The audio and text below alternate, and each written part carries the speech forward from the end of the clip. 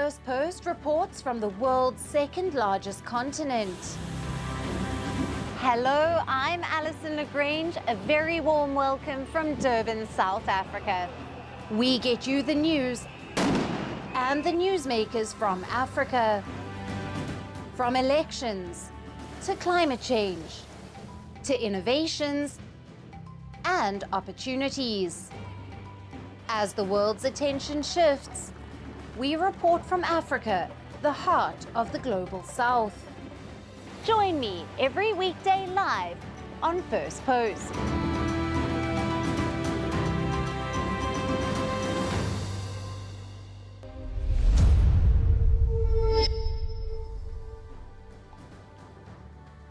Hello and welcome to Firstpost Africa, where we get you the top stories from the continent and from across the world. I'm Alison Lagrange, coming to you live from Durban, South Africa. First, let's take a look at the headlines. Israeli military launches strikes in the heart of Beirut, killing 6 after it suffered its deadliest day on the Lebanese front against Iran-backed Hezbollah. In a historic move, the UK will hand over the Chagos Islands to Mauritius, giving up sovereignty of the strategically important islands in the Indian Ocean after years of dispute. European Union takes Hungary to the European Court of Justice over Orban government's law to curb foreign influence in the country, which critics say is aimed at stifling opposition. Former Singapore Minister Iswaran sentenced to 12 months in prison after he pleaded guilty to accepting gifts while in office in a rare corruption case in the island nation. And at least 60 people killed after a boat carrying nearly 300 passengers, mostly women and children, capsized in Nigeria's northern Niger state.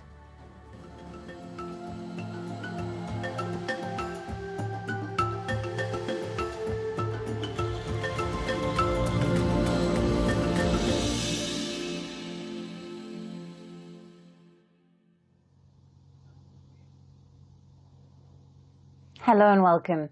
We begin with the latest from Nigeria, where amid growing economic woes, President Bola Tinubu has left for a 2-week vacation to the United Kingdom. Tinubu, who is the 16th person to hold the president's office, left for the United Kingdom on Wednesday, and he will return to Nigeria once his leave expires. In a statement, the president's advisor said that the head of state would use the 2 weeks as a working vacation and a retreat to reflect on his administration's economic reforms. The announcement on the president's vacation during an economic crisis triggered reactions on social media. While some questioned who approved the president's leave, others said that he might as well step down and take a longer break. It is not clear whether Tinubu, who has been in office since May of 2023, transferred his powers and responsibilities to his deputy, Kashim Shettima, as mandated by the Nigerian constitution. Tinubu is known to have taken several official and private trips outside Nigeria ever since he came to power in 2023. So much so that he, along with Kenya's President William Ruto, have also been labelled as Africa's flying presidents. The opposition in Nigeria have also called him tourist-in-chief. Now, a report by the Nigeria-based International Center for Investigative Reporting found that Bola Tinubu had undertaken at least 17 trips between May of 2023 and April of 2024. Now, Tinubu's so-called working vacation to the UK comes at a time when Nigeria is dealing with its worst economic crisis in a generation. The West African country, with a population of more than 200 million, has seen fuel prices soar and inflation hit nearly 3-decade highs. Now, ever since he has come to power, Tinubu has undertaken several reforms, such as easing foreign exchange controls, devaluing the local currency and cutting subsidies on fuel and electricity, which experts say would help Nigeria attract more investors and revive the economy. but it has led to more hardships for Nigerians who are already struggling with eroding household incomes, high rates of unemployment, worsening crime rates, and skyrocketing food prices. At least 2 rounds of protests have been held against Tinubu's reforms that are aimed at cutting government spending and stimulating long-term growth. Protesters who took to the streets in August and again in October have demanded Tinubu to lower food, electricity and fuel prices, as well as bring an end to their misery. Tinubu, in a speech to the nation on the 1st of October, which marked 64 years of Nigeria's independence, defended the reforms as necessary and said the reforms were already yielding results, such as attracting more than $30 billion in foreign direct investments ever since he assumed office last year. But turning around the debt-laden economy of Nigeria, which late last month saw the World Bank approving a $1.57 billion loan program to support its healthcare and education sectors, has been taking longer than anticipated. The country is struggling to raise output of oil, which is its biggest export earner, while red tapeism and policy inconsistency have discouraged investors and global brands from investing in the country. Now, we will continue to track the evolving situation in Nigeria. While a vacation does give one a fresh perspective and a clearer mind, it remains to be seen whether Bola Tinubu's time off in the UK helps him to resolve the crisis back home, which so far the citizens say he has failed at. To talk more on this, we have with us Chris Khwaja, a political analyst who is joining us live from Abuja. Thank you for being with us, Chris. Thank you. Now, what are the public perceptions in Nigeria regarding President's decision to take a vacation abroad, especially at a time when ordinary Nigerians are feeling the financial pressures? And how might this affect his political standing? As at the last count, the president has undertaken 17 trips outside this country from May 29th, 2023 to date. And these trips are both official and unofficial. The president left this country yesterday, and he is undertaking an official and unofficial trip as well. In the statement that was released, it was called a working vacation because he will be reflecting on the present economic reform with respect to issues around unemployment, insecurity, and inflation. For Nigerians, the president was elected to do 2 things. 1, to protect them, and 2, to provide for their welfare in terms of social provisioning. We've witnessed protests, we've witnessed agitation across Nigeria for better lives.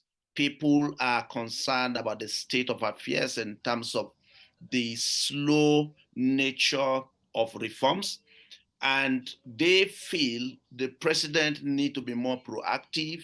The president needs to understand that where they are right now, they are at a crossroad, and that crossroad is defined by the fact that while insecurity has been on the rise, inflation has also been on the rise. So generally, the state of affairs in the country is not too good. But the point is that regardless of where the president stays, regardless of where he is, the focus should be that they want to feel his impact. And that impact is one in which, even if he's in the United Kingdom, he needs to show them that they have a leader. They have a leader that is concerned about their welfare. They have a leader that is also clear about what the directions of reforms will be, rather than living a life that is Right, unpredictable Chris. in terms of how decisions are taken.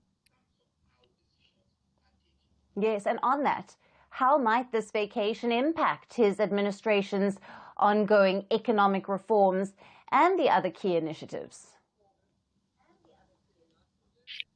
For many Nigerians, the expectation by 1st October was that they will see decisions that are geared towards addressing some of the lacunas that existed in the last 1 year or more.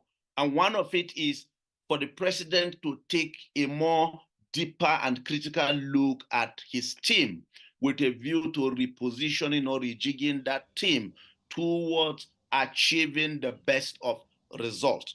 That has not taken place. We are in 3rd October.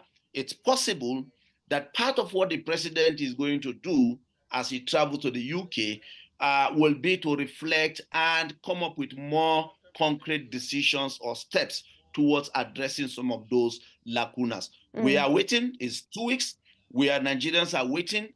After 2 weeks, or even before the elapse of the 2 weeks, it's possible from the UK he will be taking such decisions since his press people are here in the country and they will be informing Nigerians or communicating with Nigerians about the outcome of such decisions taken by the president. Right. And could this vacation be seen as a strategic move for international diplomacy or personal health? And what are the possible benefits and drawbacks? Public office holders have a right, constitutional right to a vacation or what you call annual leave. And what the president is doing is to exercise his right to taking vacation or annual leave like any other Nigerian. And what, for me, the focus will be not more about the vacation, but about the value that will come from some of the strategic diplomatic strips that diplomatic engagements that he'll be having in the UK. The United Kingdom is a strategic partner to Nigeria. There are many private sector actors in the UK that have business interests in Nigeria.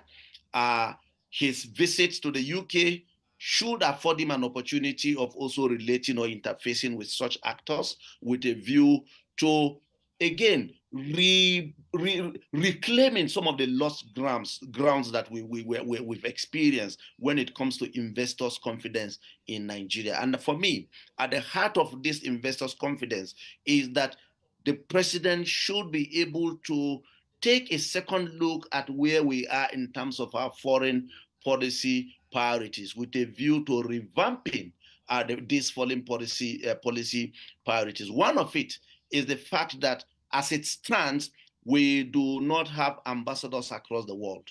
And that is a major diplomatic misstep on the part of the Nigerian government. It's important for the president to send ambassadors out there because part of what these ambassadors will be doing is to project the image of Nigeria, is to also identify and make new friends, as well as strengthen relations with other old friends with a view to reclaiming some of those lost grounds that we've had in the last couple of years.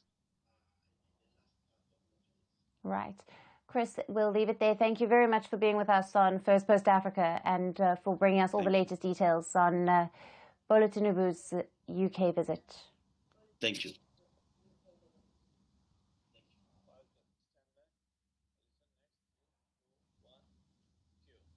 Shifting focus now to the war in Sudan. The possibility of a ceasefire that could end the nearly 18-month brutal civil war seems to have dimmed further. The Sudan army has vowed to continue its fight with the paramilitary RSF despite the international peace efforts.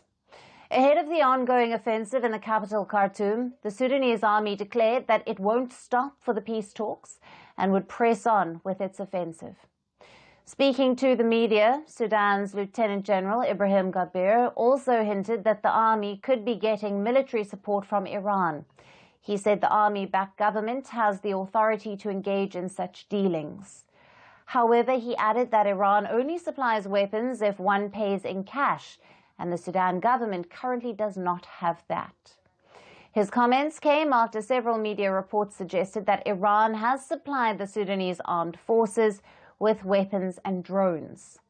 At the same time, the Sudan army has also alleged the UAE's role in arming the paramilitary RSF. The army says that weapons are being delivered to the RSF by the UAE via Sudan's Darfur region's border with Chad. Now, the UAE has denied the allegations, but the United Nations says that there is credible evidence. A recent investigation by the New York-based NGO Human Rights Watch has also documented visual evidence of weapons from the UAE, as well as from China, Iran, Russia, and Serbia being present in Sudan. The Sudan army and the RSF have been fighting since April last year. Since the war erupted, the RSF has been able to capture key areas across Sudan, including the capital Khartoum. Last week, the army launched its biggest offensive in months to retake areas of the capital, and the army is currently based in Port Sudan in the east. Multiple efforts to broker a ceasefire have failed. The army rejected the US-led peace talks in Geneva last month, citing the format of talks as well as the UAE's presence. As per the US officials, the talks resulted in some improvement in humanitarian access, but a lot more needs to be done. The civil war in Sudan has created a major humanitarian catastrophe, with more than half of the country facing hunger. As per the United Nations, at least 20,000 people have been killed, but some estimates put the toll up to 150,000. At least 10 million people have been uprooted from their homes.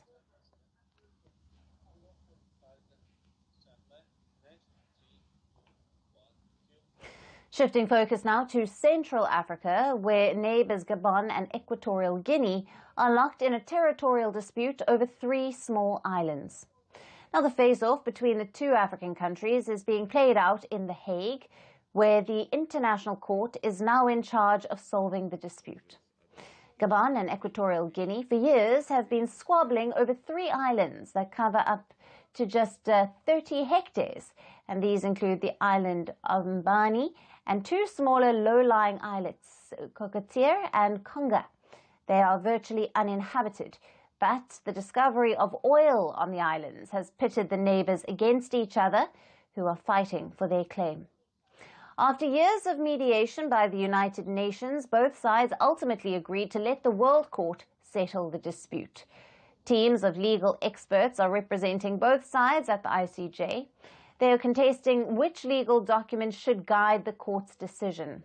Equatorial Guinea's claim is based on a convention dating back to the year 1900, when colonial powers France and Spain signed to set out the borders between the 2 countries. It argues that Gabon's claim over the island is factually and legally untenable. Despite its international law obligations to respect this inherited situation, Gabon began efforts to alter the territorial map in 1970 after Spain had withdrawn its armed forces that protected Equatorial Guinea, and after oil companies had reported significant hydrocarbon prospects in the maritime areas adjacent to Mbanye, Cocoteros, and Conga. Gabon, meanwhile, says that the ICJ should base its judgment on another agreement called the Bata Convention from 1974, which gives it sovereignty over the islands. It is therefore up to you, ladies and gentlemen of the court, to determine whether the Bata Agreement is binding on the parties. If it is, the die is cast.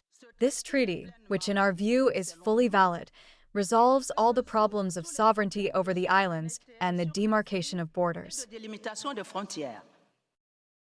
Equatorial Guinea rejects this document and says that the agreement is unsigned and not original.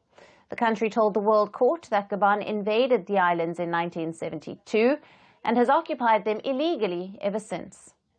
In 1972, Gabon's army drove Equatorial Guinea soldiers from the islands. Gabon has since set up its own military presence in the area.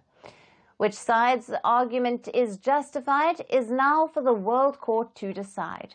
The hearings at the ICJ will last for a week, and the court is expected to give its final and binding ruling sometime next year.